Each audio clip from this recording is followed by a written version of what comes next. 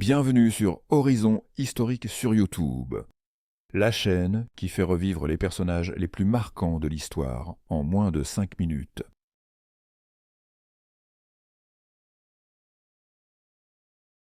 Il y a très longtemps, bien avant les chevaliers en armure et les châteaux forts en pierre, un roi puissant a changé le destin de la France et de l'Europe.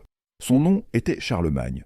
Son histoire commence en 742 dans la ville de Herstal, qui se trouve aujourd'hui en Belgique. Il était le fils de Pépin, le Bref, roi des Francs, et de Berthe au Grand-Pied, une reine connue pour sa sagesse. Mais à cette époque, la France n'existait pas encore comme nous la connaissons aujourd'hui. Le royaume des Francs s'étendait sur une grande partie de l'Europe de l'Ouest et Charlemagne allait le rendre encore plus grand. En 768, à la mort de son père, Charlemagne devient roi, mais il ne gouverne pas seul. Son frère, Carloman, hérite aussi d'une partie du royaume. Les deux frères ne s'entendent pas très bien et la situation est tendue. Mais en 771, Carloman meurt subitement et Charlemagne devient le seul maître du royaume. C'est alors que commence une incroyable aventure. Charlemagne était un roi guerrier. Il passait une grande partie de son temps à cheval, à mener des batailles pour protéger et agrandir son royaume. Il combattait les Saxons, un peuple qui refusait de se soumettre à son autorité.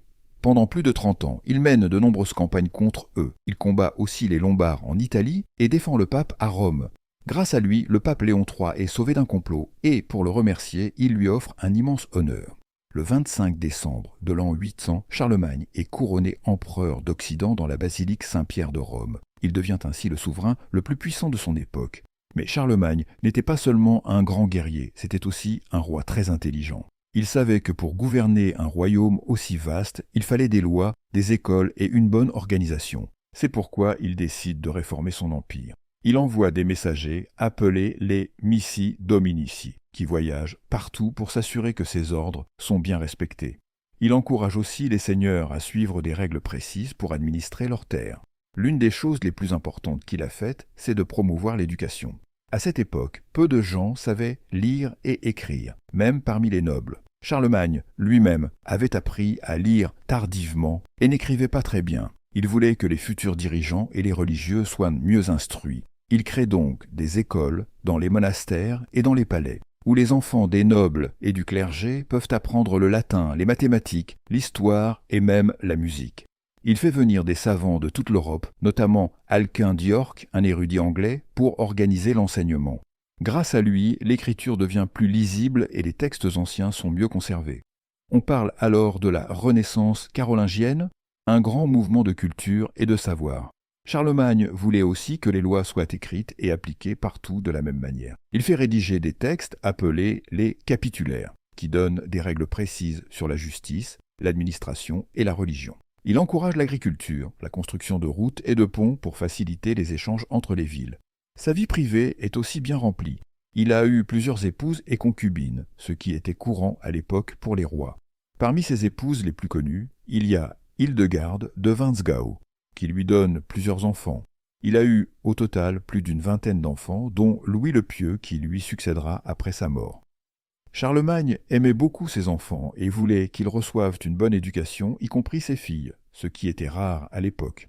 En vieillissant, Charlemagne continue à gouverner avec sagesse, mais il se fatigue de plus en plus. Il passe ses dernières années à Aix-la-Chapelle, une ville qui devient la capitale de son empire. Il y fait construire un magnifique palais et une grande cathédrale où il passe du temps à prier et à réfléchir. Il tombe malade en janvier 814 et malgré les soins des médecins, il s'éteint le 28 janvier de cette même année. Il est enterré dans la cathédrale d'Aix-la-Chapelle, où son tombeau peut encore être visité aujourd'hui. Après sa mort, son empire, trop vaste, est divisé entre ses petits-fils par le traité de Verdun en 843. Cela donne naissance à plusieurs royaumes, dont la future France et la future Allemagne. Même si son empire n'a pas survécu intact, Charlemagne reste une figure très importante de l'histoire. Aujourd'hui, on se souvient de lui comme d'un roi guerrier, un empereur sage et un protecteur du savoir. Son influence est immense. Grâce à lui, l'éducation s'est développée, la langue latine a été préservée et des lois plus justes ont été mises en place. Il est aussi à l'origine de ce qui deviendra plus tard le royaume de France. Son nom et ses exploits sont encore enseignés dans les écoles, car il fait partie des plus grands souverains de l'histoire. Tu veux encore plus d'histoires incroyables? Alors like la vidéo et abonne-toi pour ne rien rater.